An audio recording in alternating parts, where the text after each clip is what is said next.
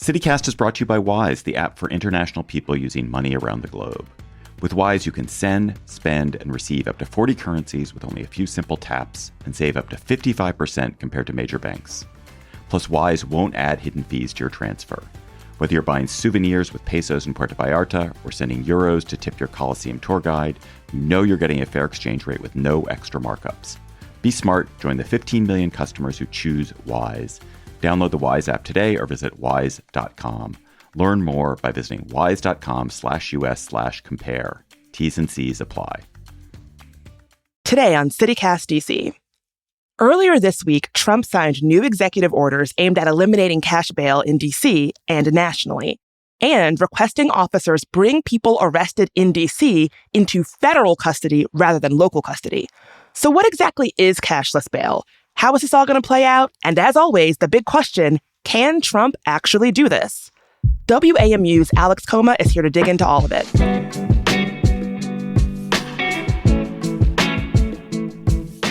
Today's Wednesday, August 27th. I'm Bridget Todd, and here's what DC is talking about.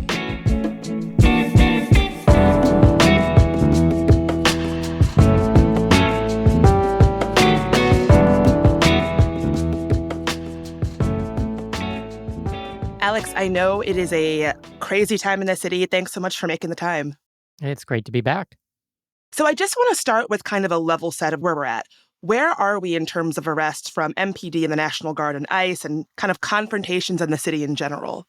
Yeah, the White House says that there's been something like, I think, a little over 1,000 arrests since they started all of this at the beginning of August. But as ever, it is really hard to pull apart, what is federal agents making arrests, particularly on immigration, what is stuff that MPD would have been doing anyway, and they're now just doing under Trump's direction.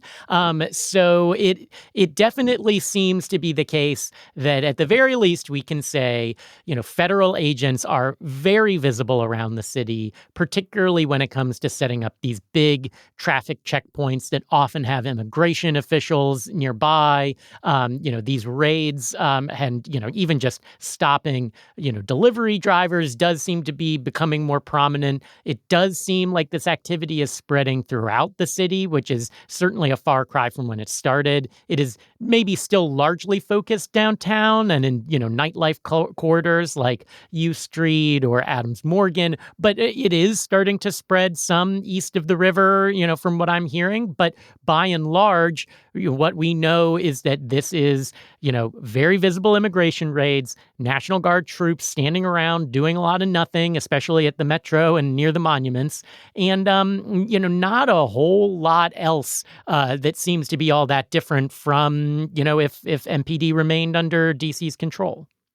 One of the sort of, I guess I'll say, talking points I've seen is, DC had a week stretch with no murders. And being from DC, covering DC, I know that that's happened before. And so I just have this sense that things that are not terribly, or things that are, I wouldn't say commonplace, but things that have happened before, the kinds of arrests that have happened in the city before all of this happened, are continuing to happen. But it's just like Trump is taking credit for it. Trump is sort of saying, that's because of me. Anything good that's happening in DC right now could never have happened before. It has to be because of me. Exactly. Certainly modus operandi for him on all sorts of issues, but this one included, as you observe, there have been, long stretches without murders multiple times, even earlier this year, in prior years. It happens with some frequency. I think, it's fair to say in talking with people, especially in people in Wards 7 and 8, where there is a lot of crime, is they've noticed, maybe people do feel more afraid. Maybe there is some reduction in simply, the number of people visible on the street, which can read, I think, as a lot of disorder or chaos sometimes.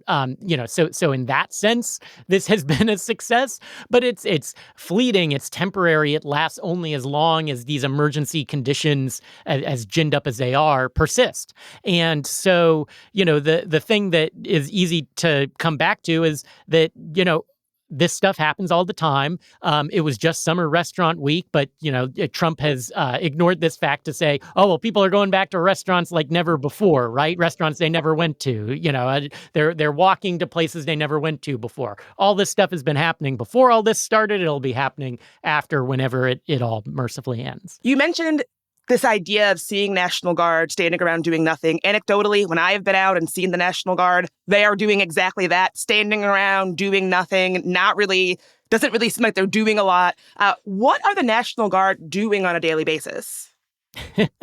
I wish I knew. I mean, they're certainly patronizing our fast food restaurants, as you say. I saw some memes of them getting big bags of Jersey Mike's recently. So, that's good for our DC businesses. But in terms of actual things that they're doing, we're still really seeking to understand what their purpose is in DC. I mean, they've, other than the very obvious, which is a show of force in the nation's capital that sends a message to other blue cities. In that sense, their presence has absolutely intended the stated objective.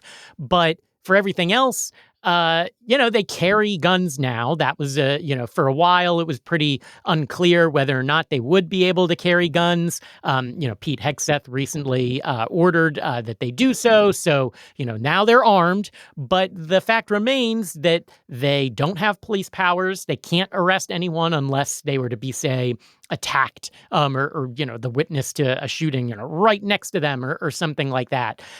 So it's not as if they are helping police to, patrol the city. They are a very visible presence. So to the extent that someone, doesn't want to commit a crime when in view of the National Guard, I guess that's helpful. But as you say, I mean, they're largely the main place I and many people that I speak to see them is at metro stations. They've posted a tremendous amount of them at metro stations, particularly the ones downtown.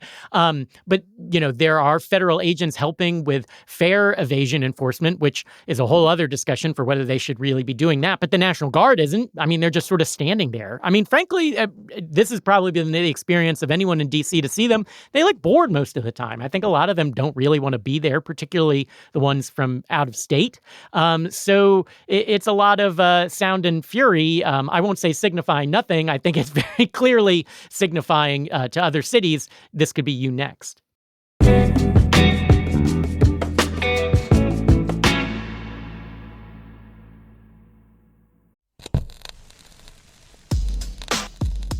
What if adjusting home comfort winter to summer was as easy as flipping a record? It can be when you plug into an energy-efficient electric heat pump. Side one, warm it up. Ready for side two? Cool it now. Just flip the switch. Your wallet will thank you, the planet too. And right now, get up to $5,000 off from the DC Sustainable Energy Utility, or DCSEU, when you give up gas for an efficient electric heat pump. Income-qualified residents upgrade at no cost. These record rebates won't last. Make the switch today. Visit dcseu.com/electric.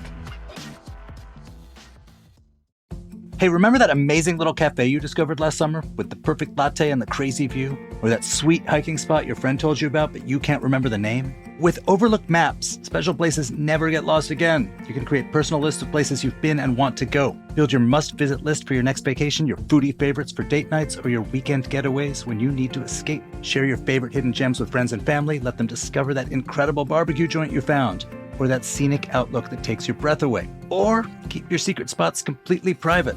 Planning a trip with friends? Create a shared list where everyone can add their ideas. Visiting a new city? Check out lists from locals who know the real gems, not just the tourist traps. And here's the best part. There will be no ads cluttering your lists.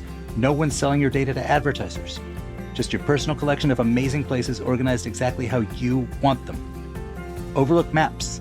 Collect, organize, and share the places that matter to you. Download free at overlookmaps.com and check out overlookmaps.com/DC to see some of our lists and great spots on a map in your pocket. Your places, your way. So earlier this week, Trump signed an executive order eliminating cashless bail in D.C. I don't know if folks are familiar with cashless bail. Personally, I think the way that Trump talks about it paints this portrait that anybody who commits a crime in a city like D.C. can just be arrested and essentially voluntarily walk out with no strings attached in about an hour. I think that he is going out of his way to paint cashless bail as one of the reasons why cities like DC are so lawless. So for folks who are unfamiliar, what exactly is cashless bail?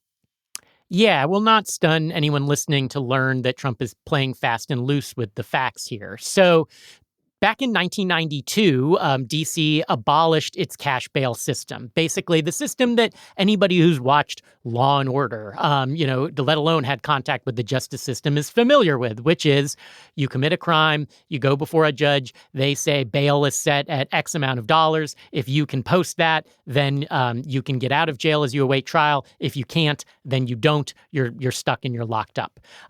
D.C. eliminated all of this for two reasons. One, this was back in the early 90s when crime was very bad in D.C., and there was a lot of consternation that people, especially if they were, say, making a lot of money in the drug trade, would be able to post bond and get out of jail.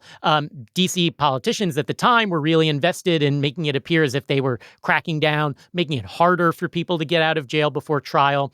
And there was also a recognition on more reform-minded people that this disproportionately affects poor Black residents who don't have the money to get out of jail, no matter what kind of crime they're accused of before trial. And so they're just stuck sitting there, whether they're guilty or not, in the squalid as it is now DC jail.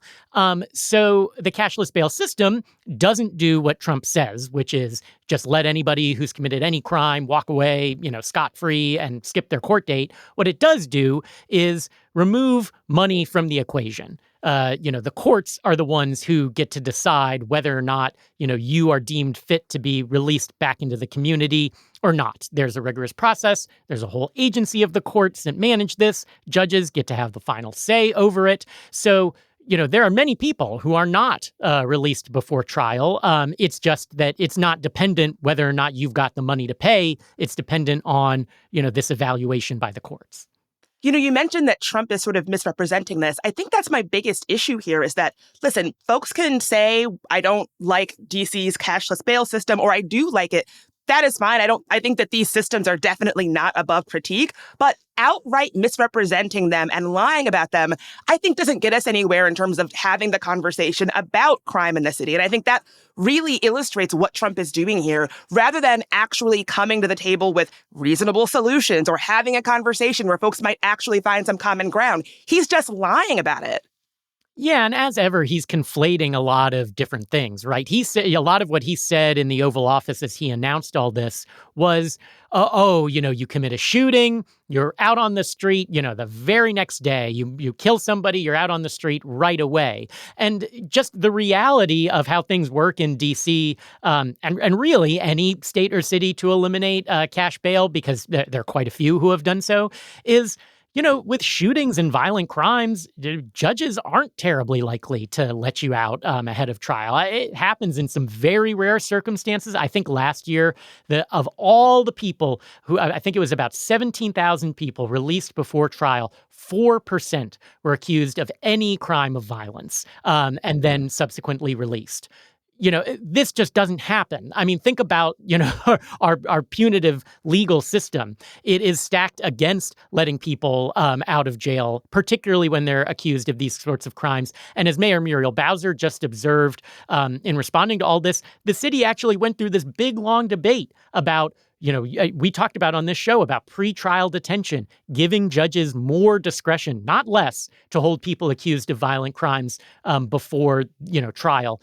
They just massively expanded their capacity to do so, what they're allowed to consider in making these decisions. So it's not even related. It's not even related to what Trump is talking about, the way that the system actually works in practice. And I would also highlight defenders of cash bail say you put up some money, you are much more likely to come back to court. And, so that you're not forfeiting the bond that you post. But we just really don't see evidence that this has bearing on this at all, based on 30 years of experience in D.C. So each year, it's something like 90% of people who are released ahead of their trial still show up again for their court date. In many states with cash bail, the rates aren't even that good because D.C. has such a robust system for monitoring people, checking in with them, making sure that they still show up. And of course, they're invested in not making their problems with the law any worse by not showing up. So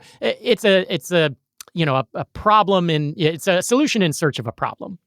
And just anecdotally, as someone who in an earlier iteration of my life has posted bail for someone else, a lot of times it's the girlfriend, it's the auntie, it's the friend who is actually putting up the money. So the idea that, this person's not going to want to forfeit their money, get real. As somebody who has actually done it, let me tell you, that is not a good reason to keep the system around if that's what you're banking on. Yeah, I mean, and another thing I'd highlight is the number of people who are rearrested when they're out on bail. It's something like 3% each year, and the number of people who are rearrested for violent crimes when they're out are even smaller. I mean, it's just, in D.C., this is held up as like a model for the way that this should work in other places, not something that needs to be fixed by the president. So what other cities have cashless bail besides D.C.?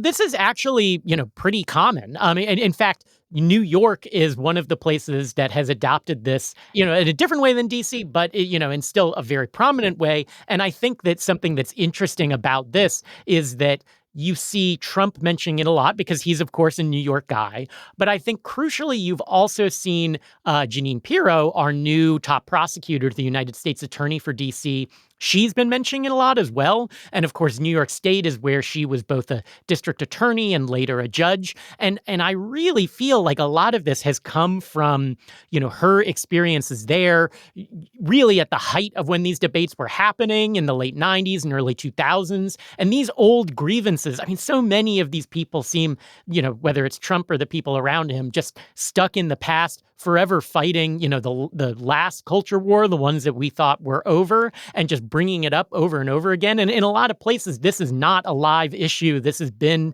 settled stuff. And so, this is something that it wouldn't surprise me at all if these old memories of New York are haunting us here in D.C. now. We are genuinely being caught in the crosshairs of them litigating grievances from the 90s. I mean, I wouldn't be surprised if the next thing is we need to rearrest the Central Park Five, right? It just is exactly as you said it, things that I feel like have been put to bed. We rigorously debated them. We studied them. We figured it out. We moved on. It's like we're going back in time to relitigate these issues. Yeah, I mean, cash bail is a really good example of this, but it's certainly not the only one. I mean, you also see Jeanine Pirro using this, crime emergency pretext to attack a bunch of other, very settled laws in D.C. that do things like offer reduced sentences for young people accused of crimes, give people a chance to reduce their sentences if they were convicted of a crime and have spent 15 years in prison, if they, were convicted of that crime when they were young. These are reforms that are established in D.C. We've seen them work in D.C., not to mention around the country. But because so much of the Republican Party platform under Trump has been about returning to these old ideas of law and order and tough on crime, we have to relitigate all this stuff again. It's not necessarily attached to what he's doing with the police, but it is very much all part and parcel. They're using the fact that they've seized the spotlight on this to bring up these old issues again. So what exactly would Trump's executive order regarding cashless bail do in D.C.? Well, there's a lot of question about that whether or not, what he wants to do is legal. Basically, what he's threatened to do is to withhold federal funding or certain regulatory approvals if D.C. and other cities that have cashless bail don't reverse that and go back to the old system. He's told the attorney general and various other federal authorities to, sort of comb through the law and look for ways in, which this might be eliminated. He's instructed Jeanine Pirro to start charging more and more people in federal court where the sentences do tend to be much harsher. Although I would note most federal defendants don't have to pay money bail either, which is a funny wrinkle here. But think back to, say, the rescissions debate. Can the president unilaterally claw back federal funding that's already been approved by Congress? I don't think so, based on any reading of the law, but that's not to say he won't try. He's sort of purporting to say that this is ending cashless bail in D.C., and Congress has the power to overturn D.C. laws, as we well know, but the president can't simply by fiat, by executive order. So I think a lot of D.C. leaders are maybe hesitant to say this publicly just yet, but they feel that this is largely a lot of bluster without a lot of meat behind it. So this executive order, who does it give more power to? Judges, cops? Well, because we're not really sure, what it will end up doing, I think the right answer is no one for now. But the basic idea behind this is, behind cash bail, is to sort of put a lot of the authority in the experts, which are to say not judges necessarily, but the people who work on this at the pretrial services division within the court system. People who can make an actual, evaluation of, do you deserve to be, released back in your community? Are you likely to commit another crime if we let you out? So the system now is empowering people who are actually working in communities, actually working with people accused of crimes. Under the old money bail system, it was a lot more up to the whims of a judge. They could really post a really high bond for a crime, maybe even if it didn't warrant it.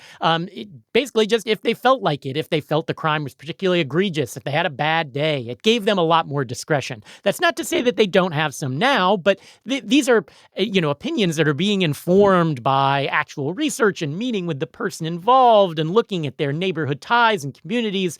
If you go back to a money bail system, that's just putting it all in the hands of the judge, increasingly the prosecutors who definitely have a lot of influence in, what sort of bail to ask for. So, this system that we have now is one that distributes the responsibility a lot more evenly versus concentrating it at the top, which is what Trump wants to return to. Just out of curiosity, do we have a sense whether or not cashless bail and things like pretrial release actually do lead to more or less crime?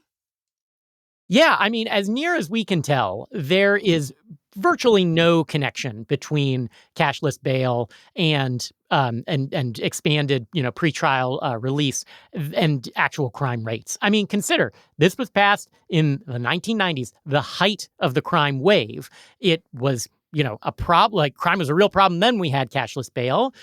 Crime fell to extremely low lows in the 2010s, and we had cashless bail. Crime went up in 2023, and we had cashless bail, and it's come back down in 2025, and we've had cashless bail. As I said, the vast majority of people released, not even vast majority, that's somehow too small. The overwhelming number, we're talking in the 90% each year of people released before trial go on to commit other crimes. And the crimes that they do often, they are often accused of committing are minor stuff, which are sometimes things like, violating the conditions of their release, marijuana use, drunk in public, things that are not like dangers to the community. The number of people who are released out and then go on to commit some additional crime, it's so fleeting. I mean, the White House and, proponents of this system will seize on these rare examples. But, unless we are in a minority report world where we can predict what every single person is going to do all the time,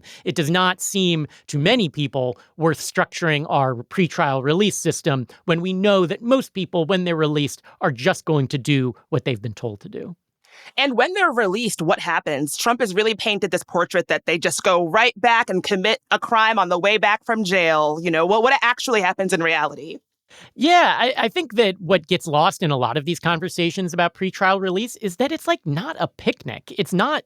You don't just like sit at home and relax. You have to prove that you are working a job, staying off of drugs, avoiding the sorts of people and behaviors that maybe landed you, with the police's attention in the first place. You have to make regular check-ins. DC doesn't have a parole system as you might have seen it on TV or think about it traditionally, but this pretrial release and, early release system that the city does have is robust. These are federal agencies that people have to interact with, that regular appointments that they have to hit. most people agree that it's generally too strict. I mean, there's been a lot of reform efforts to make some of these conditions a little less onerous because it takes people away from the chance to get back to work, hold down their job, take care of their kids and their family, So by and large, the people who are accused of crimes are just struggling to make ends meet, struggling to recover from what's a very disruptive thing that's now happened in their life that they have to deal with.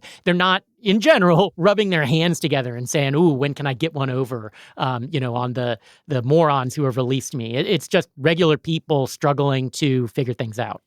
And it's so interesting because you talked about, ultimately it's a question about what our criminal justice system is meant to be about. Do we want folks to figure out ways to get back into society, or do we have any sense of how to make that happen? I saw an interview with Janine Priero where she was like, oh, I don't care about reforming these people. I don't care about recidivism. I don't care about any of that. I don't care, just it really made clear that what we're interested in is punishment and sort of the appearance of being tough on crime. And we're not really interested in asking questions about how we actually meaningfully change a system to make it so that more people can be part of society. Yeah, and we shouldn't be surprised that the former Fox News host and the former game show host are more interested in appearances versus actual solutions, right? But, this is the place that we find ourselves in, when we're discussing criminal justice debates of all shapes and sizes. We certainly did in 2023 and 2024 when we were having arguments about pretrial detention and other reforms to combat crime. So what is the system for? Is the system to throw the book at people, to whisk them away to federal prisons where we're never going to see them again, where we don't have to think about them, we don't have to worry about them anymore? Or is the system for, maybe recognizing that some people can't be with the rest of the community right now, that they need to spend time apart and maybe get a chance to learn something new so that when they come back, they're ready to do something better? By and large, that's not how our system functions. Conditions in the jail and our prisons are bad and getting worse. People are, more fearful for their lives than they are taking the chance to, actually improve their lives or learn new skills or think about what they did wrong and try and make amends for them, God forbid. And so this is the place where we often find ourselves. Politicians of both parties racing to prove how tough on crime they can appear with strong sentences, ending, even the most marginal of reforms, like something like cash bail, without ever considering, what does it mean to people who are thrown in jail for 10 years and then need to come back to the community? Are they more likely to return to the sort of stuff that landed them in the first place? Or are they more likely to clear all these hurdles you've set up for them and try and get back into society and get a job and do all the things that, we expect of them? It just doesn't make any sense why we would keep doing the same thing, expecting a different result. And as you said at the beginning of this, returning to stuff that I thought we'd moved away from in the 90s, and now, just getting back to it again. You mentioned that a lot of local leaders in D.C. are not really vocally responding to this, kind of just hoping it comes and goes and it doesn't make much of a wave. Have you heard much from the council or the mayor on this executive order? Yeah, they've been pretty reticent so far because, look, I mean, they have good reason to be. Trump controls the police department. He seems to be focusing on us and not losing interest in us. So much of their approach to all of this has been don't poke the bear. So I get that. As I said, the mayor thus far has sought to highlight, the pretrial detention aspects, sort of showing like, look, we actually are making it harder for people accused of violent crimes to get out of jail before trial. But the council, I think, is viewing this a lot more skeptically. You've seen some of them, including two council member Brooke Pinto, who chairs the Judiciary Committee, come out in pretty strong opposition to this, even though she's generally a more cautious voice. Attorney General Brian Schwab, he's come out and said, that this is basically, essentially an unenforceable order that would seek to reverse a policy that's been working here. So I don't suspect that you will see the DC Council rushing to, change this law just because Trump has signed an order about it. That doesn't mean that this will remain that way for forever. If he really does get serious about trying to pull federal funding from DC, whether he is legally allowed to or not, we know that that has not really stopped him. So maybe that changes things. But for now, I would say the response has been kind of zipping their lips and hoping all this goes away.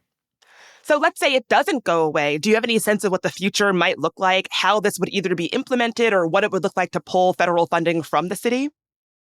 Yeah, I think that something that is, sort of darkly comic about all this is that if the city did end up, acquiescing to this demand, say, for instance, they're really worried that the feds would hold up a major project like RFK Stadium, which they do have some, limited oversight of. It's not like impossible to imagine him being able to do this.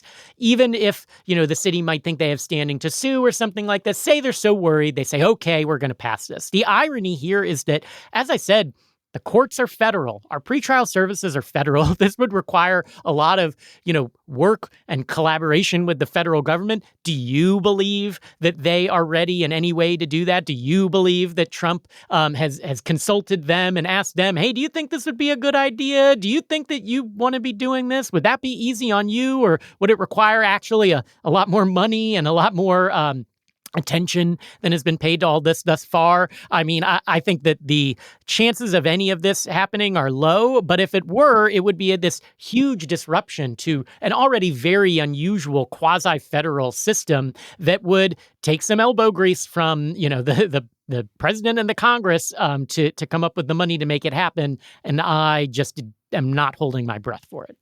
Well, Alex, that is a great place to end. Thank you so much for being here. It is always a pleasure.